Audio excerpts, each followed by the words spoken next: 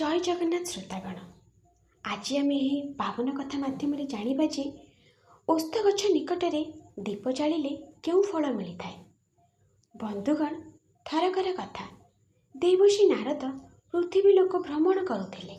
सेतेबेले तांका दृष्टि एक अत्यंत सुंदर दृश्य उपरे पड़िला, ଯେଉଁଠାରେ କିଛି पुरुष और स्त्री संध्या समय ओस्ତ गछ निकट में दीप जालुथिले। ଏହି सुंदर दृश्य देखि नारद मुनि बहुत प्रसन्न हेले, किंतु तांको मनरे मध्य एक प्रश्न उठिला। से प्रश्नर उत्तर जानिबा पई से सूर्य लोकरे भगवान शनिदेवଙ୍କ पाखକୁ पहुँचिले एवं शनिदेवଙ୍କୁ प्रणाम करी कहिले, हे सूर्यपुत्र, आज मु आपणक पाखକୁ एक प्रश्नर उत्तर जानिबा उद्देश्य रे आसीछि। कृपा करी मो प्रश्नर उत्तर देई मते अनुग्रहित करंतु। शनिदेव नारद को अभिवादन करी कहले, हे मुनिवर, एपरि क्यों प्रश्न जहाँ आपणक परि श्रेष्ठ ज्ञानी को विचलित करुछि? आपण निसंकोच होई कहंतु। आपणक मनर व्यग्रता को निश्चय दूर करने को चेष्टा करिवे।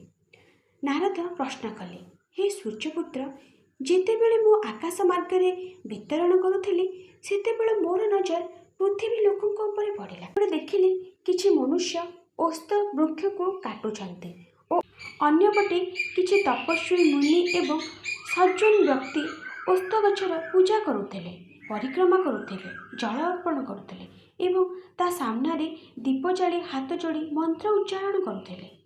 हे शनिदेव, एपरि विरोधाभास दृश्य देखि मो मनरे प्रश्न उठिबाकु लागिला जे ओस्त वृक्ष एवं ता निकटरे दीप काहेकि जला जाए। एही रहस्य जानिबा पई मो मनरे तीव्र इच्छा जागृत हेउछि।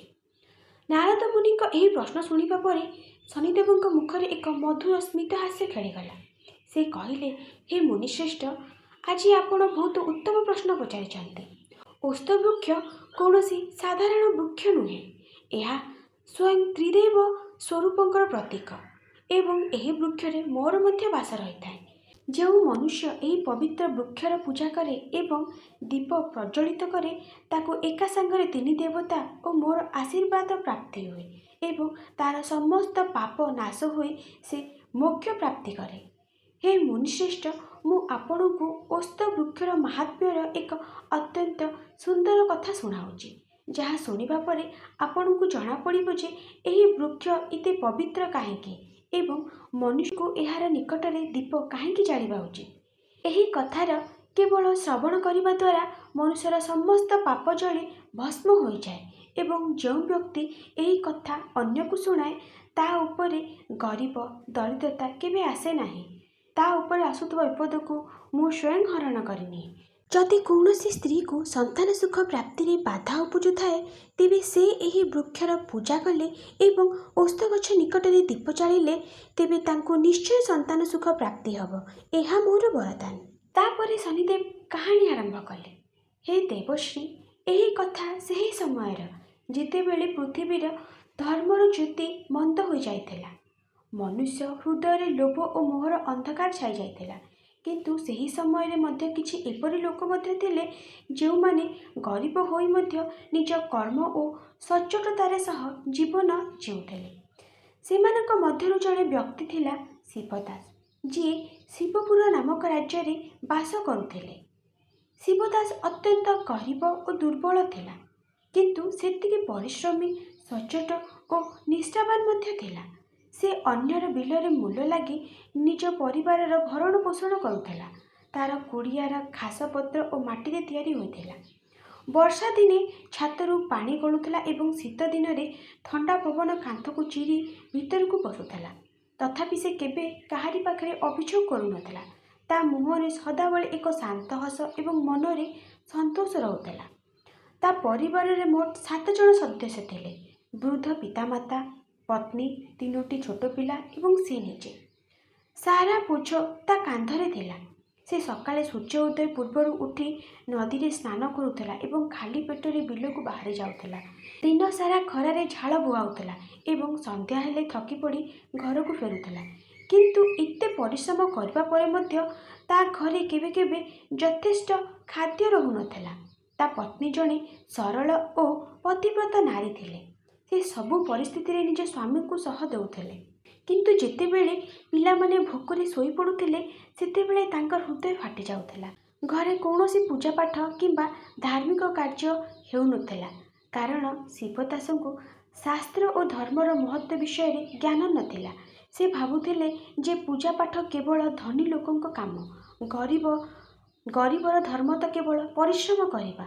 ଏମିତି ହିଁ କଠିନ ଜୀବନରେ ବିତୁଥିଲା। ଦିନେ ଯେତେବେଳେ ଶିବଦାସ ଅତ୍ୟନ୍ତ କ୍ଳାନ୍ତ ହୋଇ ବିଲରୁ ଫେରିଲା, ସେତେବେଳେ ତା ପତ୍ନୀ ଦୁଆର ମୁହଁରେ ଛିଡ଼ା ହୋଇଥିଲା। ତା ମୁହଁରେ ଚିନ୍ତାର ରେଖା ଥିଲା ଏବଂ ଆଖିରେ ଲୁହ ଥିଲା। ସେ ଧୀର ସ୍ୱରରେ କହିଲା, ସ୍ୱାମୀ, ଆଜି ଘରେ ରୋଷେଇ କରିବା ପାଇଁ କାଠର ଗୋଟିଏ ଖଣ୍ଡ ବି ନାହିଁ। ପିଲାମାନେ ସାରା ଦିନ ଉପାସ ରହିଲେଣି। ଦୟାକରି ଜଙ୍ଗଲରୁ କିଛି କାଠ ନେଇ ଆସନ୍ତୁ, ଯେମିତି ଚୁଲି ଜଳିପାରିବ। ପତ୍ନୀଙ୍କ କଥା ଶୁଣି ଶିବଦାସ ସେହି ଅବସ୍ଥାରେ ଭୋକିଲା ଶୋଷିଲା ହୋଇ ଏକ ପୁରୁଣା କୁରାଢ଼ୀ ଧରି ଜଙ୍ଗଲ ଆଡ଼କୁ ବାହାରି ପଡ଼ିଲା। ଗରମ ପବନ ତାର ଶୁଖିଲା ଓଠକୁ ଚିରି ଦେଉଥିଲା, କିନ୍ତୁ ତା ପାଦ ଅଟକୁ ନଥିଲା। ମନରେ କେବଳ ଗୋଟିଏ ଚିନ୍ତା ଥିଲା, ଯଦି ଆଜି କାଠ ନ ମିଳିଲା ତେବେ ଘରେ ଚୁଲି କେମିତି ଚଳିବ ଏବଂ ସେ ପତ୍ନୀ ଓ ପିଲାଙ୍କୁ କ'ଣ ଖାଇବାକୁ ଦେବେ। ସେ ଜଙ୍ଗଲ ଭିତରକୁ ଆଗେଇ ଚାଲିଲା। ଯେଉଁଠାରେ ନଜର ଯାଉଥିଲା କେବଳ ଶୁଖିଲା ଗଛ ଓ ପଥୁରିଆ ଜମି ଥିଲା। ସେ ଏଣେତେଣେ ବହୁତ ଖୋଜିଲା। କେତେବେଳେ କେଉଁ ଶୁଖିଲା ଡାଳ କାଟିଲା ତ କେତେବେଳେ କାଠ ଗୋଟାଇବାକୁ ଚେଷ୍ଟା କଲା, କିନ୍ତୁ ଏସବୁ ବେକାର ଥିଲା। ଜଙ୍ଗଲ ଯେମିତି ଆଜି ମୌନ ଥିଲା। ଗଛଗୁଡ଼ିକ ଶୋଇ ପଡ଼ିଥିଲେ। ନା ପକ୍ଷୀଙ୍କ ଶବ୍ଦ ଥିଲା, ନା ପତ୍ରର ମର୍ମର ଶବ୍ଦ ଥିଲା। କେବଳ ପବନରେ ଏକ ହାଲୁକା ଶିଷ୍କାର ଶବ୍ଦ ତାର ଥକାପଣ ଓ ନିରାଶାରେ କଷ୍ଟ ବଢ଼ାଉଥିଲା। ଧୀରେ ଧୀରେ ସୂର୍ଯ୍ୟ ଅସ୍ତ ହେବାକୁ ଲାଗିଲେ। ଆକାଶରେ ସନ୍ଧ୍ୟା ରଙ୍ଗ ଖେଳିଗଲା ଏବଂ ଶିବଦାସଙ୍କ କପାଳରୁ ଝାଳ ବୁନ୍ଦା ଟପ୍ ଟପ୍ ହୋଇ ପଡ଼ୁଥିଲା। ଶିବଦାସ ଏକ ପଥର ଉପରେ ବସି ପଡ଼ିଲା। ତାର ଶରୀରରେ ଆଉ ଶକ୍ତି ନଥିଲା। ସେ ଆକାଶ ଆଡ଼କୁ ଚାହିଁ କହିଲା, ହେ ପ୍ରଭୁ, ମୁଁ କେବେ କାହାରି ଅନିଷ୍ଟ କରିନାହିଁ, କେବେ ମିଛ କହିନାହିଁ, କାହା ସହିତ ପ୍ରତାରଣା କରିନାହିଁ। ତେବେ ମୋ ଭାଗ୍ୟରେ ଏତେ କଷ୍ଟ କାହିଁକି? ମୋ ପିଲାମାନେ ଭୋକରେ କାନ୍ଦୁଥିବେ। ମୁଁ ଖାଲି ହାତରେ ଘରକୁ କେମିତି ଯିବି? ତା ଆଖିରେ ଲୁହ ଗଡ଼ିବାକୁ ଲାଗିଲା। ଠିକ୍ ସେହି ସମୟରେ ତାର ନଜର ଦୂରରେ ଥିବା ଏକ ବିଶାଳ ଓସ୍ତ ଗଛ ଉପରେ ପଡ଼ିଲା। ସେହି ଗଛଟି ଅନ୍ୟ ସମସ୍ତ ଗଛଠାରୁ ଅଲଗା ଦେଖାଯାଉଥିଲା, ସବୁଜ, ଘଞ୍ଚ ଏବଂ ତେଜସ୍ୱୀ। ଶିବଦାସ ଆଶାବାଦୀ ହୋଇ ସେହି ଗଛ ଆଡ଼କୁ ଦୌଡ଼ିଲା। ସେ ଭାବିଲା ଯେ ଏତେ ବଡ଼ ଗଛରୁ କିଛି ଶୁଖିଲା ଡାଳ ନିଶ୍ଚୟ ମିଳିଯିବ। କିନ୍ତୁ ଯେତେବେଳେ ସେ ଗଛ ନିକଟରେ ପହଞ୍ଚିଲା, ସେ ଦେଖିଲା ସେ ଗଛର ତଳେ ଏକ ମାଟିର ଦୀପ ଜଳୁଛି। ସନ୍ଧ୍ୟାର ଅନ୍ଧକାରରେ ସେହି ଦୀପର ଆଲୋକ ଏକ ଅଦ୍ଭୁତ ଶାନ୍ତି ପ୍ରଦାନ କରୁଥିଲା। ସେଠାରେ ଏକ ବୃଦ୍ଧ ସାଧୁ ବସିଥିଲେ। ତାଙ୍କ ମୁହଁରୁ ଜ୍ୟୋତି ନିର୍ଗତ ହେଉଥିଲା। ଶିବଦାସ ତାଙ୍କୁ ପ୍ରଣାମ କରି ନିଜର ଦୁଃଖ କଥା ଜଣାଇଲା। ସାଧୁ ହସି ହସି କହିଲେ, ପୁଅ, ଏହା ହେଉଛି ଓସ୍ତ ଗଛ। ଏହା ଏକ ସାଧାରଣ ଗଛ ନୁହେଁ। ଏଥିରୁ ସାକ୍ଷାତ ବିଷ୍ଣୁ ବାସ କରନ୍ତି। ଆଜି ଶନିବାର। ଏହି ଦିନ ପିପଳ ମୂଳେ ଦୀପ ଜାଳିଲେ ସବୁ ଦୁଃଖ ଦୂର ହୋଇଯାଏ। ତୁ ଏଠାରୁ କିଛି ଶୁଖିଲା କାଠ ନେଇଯା, କିନ୍ତୁ ମନେ ରଖିବୁ, ଜୀବନର ଅନ୍ଧକାର ଦୂର କରିବାକୁ ହେଲେ ଶ୍ରଦ୍ଧାର ଦୀପ ଜାଳିବାକୁ ପଡ଼ିବ। ଶିବଦାସ ସେହି ଶୁଖିଲା କାଠକୁ ନେଇ ଘରକୁ ଫେରିଲା। କିନ୍ତୁ ଯେତେବେଳେ ସେ ଘରେ ପହଞ୍ଚିଲା, ଗଣ୍ଠିଲି ଫିଟାଇଲା, ସେ ଆଶ୍ଚର୍ଯ୍ୟ ହୋଇଗଲା। ସେହି କାଠଗୁଡ଼ିକ ସୁନାରେ ପରିଣତ ହୋଇଯାଇଥିଲା। ତାର ଗରିବପଣ ଦୂର ହୋଇଗଲା, କିନ୍ତୁ ସେ ଅହଙ୍କାରୀ ହୋଇ ରହିଲା ନାହିଁ। ସେ ସେହି ଦିନଠାରୁ ପ୍ରତି ଶନିବାର ଓସ୍ତ ଗଛ ନିକଟକୁ ଯାଇ ଦୀପ ଜାଳିବା ଆରମ୍ଭ କଲା। ସେହି ଦିନଠାରୁ ଶିବଦାସଙ୍କର ଜୀବନ ସମ୍ପୂର୍ଣ୍ଣ ବଦଳିଗଲା। କିନ୍ତୁ ସବୁଠାରୁ ବଡ଼ ଗୁଣ ହେଲା, ଧନ ଆସିବା ପରେ ମଧ୍ୟ ସେ ନିଜର ନମ୍ରତା, ସରଳତା ଓ ଭକ୍ତିକୁ କେବେ ଛାଡ଼ି ନଥିଲା। ପୂର୍ବରୁ ଯେଉଁ ହାତ କେବଳ ପରିଶ୍ରମ ପାଇଁ ଉଠୁଥିଲା, ସେହି ହାତ ଏବେ ପ୍ରଭୁଙ୍କ ପ୍ରାର୍ଥନାରେ ଯୋଡ଼ି ହେଉଥିଲା। ପ୍ରତ୍ୟେକ ଶନିବାର ସନ୍ଧ୍ୟାରେ ସେ ସ୍ନାନ କରି ସଫା ବସ୍ତ୍ର ପିନ୍ଧି ଦୀପ, ଜଳ ଓ କିଛି ଫୁଲ ନେଇ ସକାଳେ ଓ ସନ୍ଧ୍ୟାବେଳେ ଓସ୍ତ ଗଛ ନିକଟରେ ଯାଉଥିଲା ଏବଂ ଦୀପ ପ୍ରଜ୍ୱଳନ କରୁଥିଲା। ସେ ଗଛ ତଳେ ଦୀପ ଜାଳି ହାତ ଯୋଡ଼ି କହୁଥିଲା, ହେ ପ୍ରଭୁ, ଯେପରି ଆପଣ ମୋର ଅନ୍ଧକାର ଜୀବନରେ ଆଲୋକ ଭରିଦେଲେ, ସେପରି ସମସ୍ତ ଦୁଃଖୀ ଲୋକଙ୍କ ଜୀବନରେ ମଧ୍ୟ ଆଶାର ଦୀପ ଜାଳନ୍ତୁ। ତାଙ୍କର ଆଖିରେ ଲୁହ ଥାଏ, କିନ୍ତୁ ସେହି ଦୁଃଖରେ ନୁହଁ, କୃତଜ୍ଞତାର ଥିଲା। ଧୀରେ ଧୀରେ ତାଙ୍କ ଘରେ ସୁଖ ଶାନ୍ତି ବଢ଼ିବାକୁ ଲାଗିଲା। ତାଙ୍କ ବୃଦ୍ଧ ପିତାମାତାଙ୍କ ଶରୀର ମଧ୍ୟ ସୁସ୍ଥ ହେବାକୁ ଲାଗିଲା। ପିଲାମାନେ ହସି ଖେଳି ବଡ଼ ହେବାକୁ ଲାଗିଲେ। କିନ୍ତୁ ଶିବଦାସ କେବେ ଭୁଲି ନଥିଲା ଯେ ଏସବୁ ଭଗବାନଙ୍କର କୃପା ଓ ଓସ୍ତ ଗଛର ମହିମାର ଫଳ। ଦିନେ ଗାଁର କିଛି ଲୋକ ତାଙ୍କ ପାଖକୁ ଆସି ପଚାରିଲେ, ହେ ଶିବଦାସ, ଆଗରୁ ତୁମେ ଅତ୍ୟନ୍ତ ଗରିବ ଥିଲ, ଆଜି ତୁମ ଘରେ ଏତେ ସୁଖ ସମୃଦ୍ଧି କେମିତି ଆସିଲା? ଶିବଦାସ ହସି ହସି କହିଲେ, ଏହା ମୋର ନୁହେଁ, ପ୍ରଭୁଙ୍କ ମହିମା।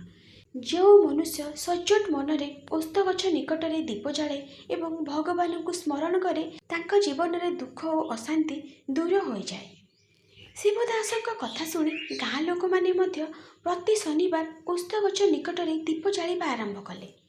ଧୀରେ ଧୀରେ ସମସ୍ତ ଗାଁର ପରିବେଶ ହିଁ ବଦଳିଗଲା। ଯେଉଁଠାରେ ପୂର୍ବରୁ କଳହ, ଦୁଃଖ ଓ ଅଭାବ ଥିଲା, ସେଠାରେ ଏବେ ଶାନ୍ତି, ପ୍ରେମ ଓ ଭକ୍ତିର ଆଲୋକ ଛାଇଗଲା। କିଛି ସମୟ ପରେ ସେହି ବୃଦ୍ଧ ସାଧୁ ପୁଣି ଥରେ ଶିବଦାସଙ୍କ ସମ୍ମୁଖରେ ପ୍ରକଟ ହେଲେ। ତାଙ୍କ ମୁଖ ପୂର୍ବଠାରୁ ଅଧିକ ତେଜମୟ ଦେଖାଯାଉଥିଲା। ସେ କହିଲେ, ପୁଅ ଶିବଦାସ, ତୁମେ କେବଳ ନିଜ ଜୀବନକୁ ନୁହଁ, ଅନ୍ୟ ଲୋକଙ୍କ ଜୀବନକୁ ମଧ୍ୟ ଆଲୋକିତ କରିଦେଲ। ମନେ ରଖ, ଓସ୍ତ ଗଛ ନିକଟରେ ଜାଳୁଥିବା ଦୀପ କେବଳ ତେଲର ଶିଖା ନୁହେଁ, ସେହି ଦୀପ ହେଉଛି ଶ୍ରଦ୍ଧା, ବିଶ୍ୱାସ ଓ ଭକ୍ତିର ପ୍ରତୀକ। ଏତିକି କହି ସେହି ସାଧୁ ଧୀରେ ଧୀରେ ଆଲୋକରେ ପରିଣତ ହୋଇ ଅଦୃଶ୍ୟ ହୋଇଗଲେ। ସେତେବେଳେ ଶିବଦାସ ବୁଝିପାରିଲେ ଯେ କୌଣସି ସାଧାରଣ ସାଧୁ ନୁହେଁ, ସ୍ୱୟଂ ଶନିଦେବଙ୍କ ସ୍ୱରୂପ ଥିଲେ। ଶିବଦାସଙ୍କ ଆଖିରୁ ଭକ୍ତିର ଲୁହ ଝରି ପଡ଼ିଲା ଏବଂ ସେ ସେହି ଓସ୍ତ ବୃକ୍ଷର ଚରଣରେ ମୁଣ୍ଡ ନୁଆଇ ବାରମ୍ବାର କୃତଜ୍ଞତା କରି ପ୍ରଣାମ ଜଣାଇଲେ। ଶନିଦେବ ନାରଦ ମୁନିଙ୍କୁ କହିଲେ, ହେ ଦେବଶ୍ରୀ, ଓସ୍ତ ବୃକ୍ଷ କେବଳ ଗଛ ନୁହେଁ, ଏହା ସ୍ୱୟଂ ଦେବତାମାନଙ୍କର ବାସସ୍ଥାନ। ଏହାରି ମୂଳରେ ବ୍ରହ୍ମା, ତଣ୍ଟରେ ଭଗବାନ ବିଷ୍ଣୁ ଏବଂ ଶାଖା ପତ୍ରରେ ଭଗବାନ ଶିବଙ୍କର ବାସ ରହିଥାଏ। ଏହା ସହିତ ମାତା ଲକ୍ଷ୍ମୀ ଏବଂ ମୋର ମଧ୍ୟ ଏହି ପବିତ୍ର ବୃକ୍ଷରେ ବାସ ଥାଏ। ସେଥିପାଇଁ ତ ଏହି ଗଛକୁ ତ୍ରିଦେବର ସ୍ୱରୂପ ମନାଯାଏ। ଯେଉଁ ମନୁଷ୍ୟ ଶନିବାର ସକାଳେ ସ୍ନାନ କରି ପବିତ୍ର ହୋଇ ଓସ୍ତ ଗଛ ନିକଟକୁ ଯାଇ ଜଳ ଅର୍ପଣ କରି, ଫୁଲ ଓ ଅକ୍ଷତ ଚଢ଼ାଏ, ରାଶି ଓ ତେଲରେ ଦୀପ ଜାଳେ, 7 ଥର ପରିକ୍ରମା କରେ, ତାର ଜୀବନର ସମସ୍ତ ବାଧା ଦୂର ହୋଇଯାଏ। ଦୀପ ଜଳୁଥିବା ସମୟରେ ଯଦି ଭକ୍ତି ଭାବରେ ଓମ୍ ନମୋ ଭଗବତେ ବାସୁଦେବାୟ କିମ୍ବା ଓମ୍ ଶଂ ଶନିଶ୍ଚରାୟ ନମଃ ମନ୍ତ୍ର ଜପ କରେ, ତେବେ ତାର ଶନି ଦୋଷ ଶାନ୍ତ ହୁଏ ଓ ଘରେ ସୁଖ ସମୃଦ୍ଧି ବଢ଼ିଥାଏ।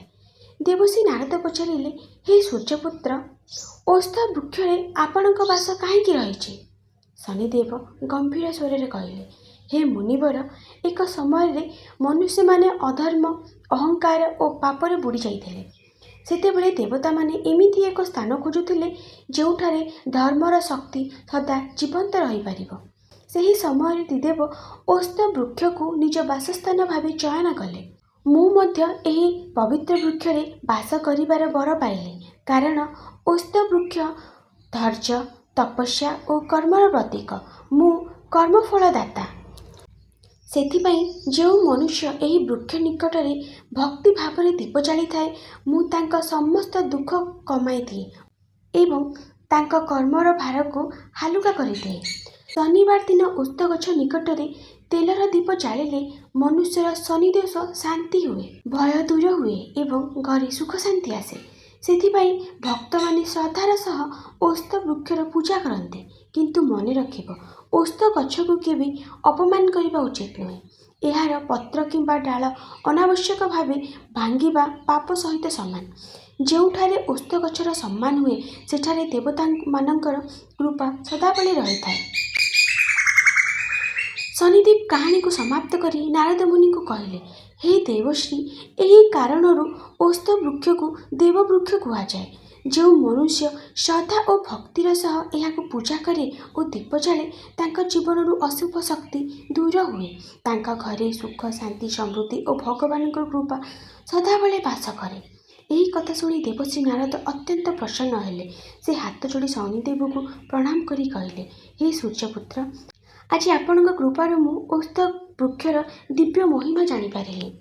ମୁଁ ଏହି ପବିତ୍ର କଥାକୁ ପୃଥିବୀ ଲୋକର ସମସ୍ତଙ୍କୁ ଶୁଣାଇବି, ଯାହାଦ୍ୱାରା ଲୋକମାନଙ୍କ ଜୀବନରେ ମଧ୍ୟ ଭକ୍ତିର ଆଲୋକ ଜାଗ୍ରତ ହେବ। ଜୟ ଲକ୍ଷ୍ମୀ ନାରାୟଣ।